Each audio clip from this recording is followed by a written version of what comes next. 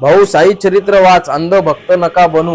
तर चला आता या व्हॉट्सअपवाल्या भक्ताला आपण उत्तर देऊ. तर भाऊ तू श्रीपाद श्री वल्लभ चरित्रामृत वाच, नंतर आम्हाला साई चरित्र वाचायला सांग.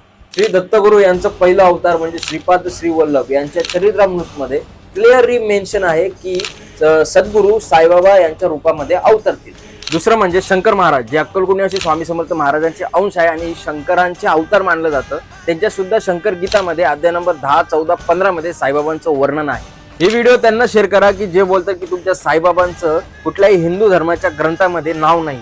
गीतेमध्ये वासुदेव सुद्धा म्हटले होते की येणाऱ्या काळामध्ये म्हणजे कलियुगामध्ये देवावर सुद्धा प्रश्न उठवले जातील. आणि जेव्हा शिर्डीचे साईबाबा लहान होते तेव्हा अक्कलकोट निवासी स्वामी समर्थ महाराज यांचे शिष्य जेव्हा शिर्डीमध्ये येतात तेव्हा त्यांनी सुद्धा भविष्यवाणी केली होती की शिर्डी साईबाबा हे खूप पुढे जाऊन महान संत होणार आहेत. आणि आज हे खरं होत आहे. आजच्या युगामध्ये शिर्डी साईबाबा मंदिरामध्ये बाहेर देशादेशामधून बाबांच्या दर्शनाला भक्त येत आहेत. 700 वर्षापूर्वी ग्रंथांमध्ये माझ्या साईबाबांचं नाव आहे.